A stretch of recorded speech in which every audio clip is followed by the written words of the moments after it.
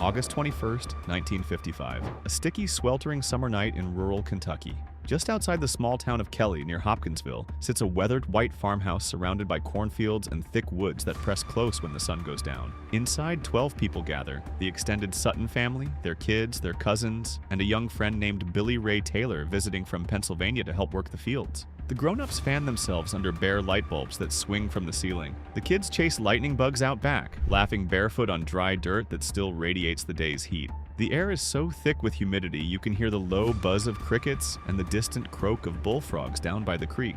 It's the kind of place where nothing ever happens, until that night.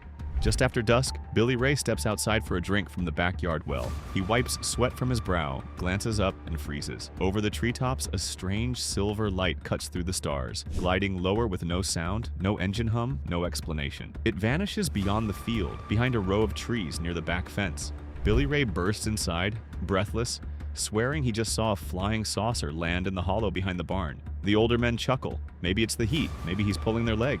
But then the dogs outside start barking, a deep, furious bark that slides into a whimper as if they've seen something they don't understand. Then comes the scratching at the fence, a shadow moving between the barn and the back steps, a flicker of something shiny under the moonlight. Too small for a man, too strange to be an animal. Before sunrise, this family would fire dozens of shotgun shells through windows and screen doors, convinced they were fighting off something not human, something that came out of the woods and wouldn't leave. A night that turned an ordinary Kentucky farm into ground zero for one of America's weirdest alien legends, the Hopkinsville Goblins. Chapter 1. The First Glimpse. It started when Billy Ray Taylor, the Suttons' guest, stepped outside to fetch water from the old backyard well. As he looked up, he froze. A strange metallic light, silent and glowing, drifted low across the stars before dipping behind the trees near the fence line. He ran back inside, wide-eyed, swearing he'd seen a flying saucer land in the field. No one took him seriously until the dogs outside began barking like they'd seen a ghost. Then came the slow scratching at the back fence. Lucky Sutton grabbed his shotgun. When they peered out the dusty window, they both saw it. A small figure, maybe 3 feet tall, skin glinting silver in the moonlight. Its head was big and round, eyes glowing yellow-green.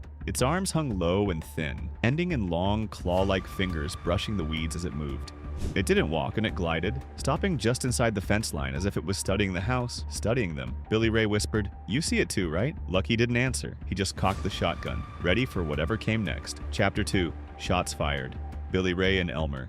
Lucky Sutton, the farm's oldest son, grabbed their shotguns without saying a word. They stepped onto the creaking porch, hearts hammering. The yard was dead quiet except for the dogs, now growling low, pressed to the ground. Then, without warning, the creature moved. It didn't run. It floated, drifting up onto the tin roof like a balloon with claws. Lucky squinted at the shape outlined by the moonlight. Round head, long arms, eyes shining like 2 flashlight beams. He aimed and fired. The shotgun blast echoed across the fields. The thing jerked backward, but didn't fall. It landed easy like it weighed nothing, then vanished behind the house. Seconds later, Billy Ray shouted. Another figure appeared by the back fence, same size, same eerie eyes reflecting green-yellow in the dark. Billy Ray fired, shells cracking the night open. The figure twirled away like a leaf in the wind and melted into the trees. For the next 4 hours, the family stayed trapped inside. Kids crying under blankets, mothers clutching kitchen knives, men pacing from window to door. Every time they peeked through the torn curtains, there it was, a face in the dark, eyes wide, unblinking. Bang! Another shot. Bang! Another silver shape slipping into the cornfield. Whatever they were, owls, aliens, goblins, they weren't afraid of bullets, and they weren't done with the Sutton farm yet. Chapter 3. The police arrive.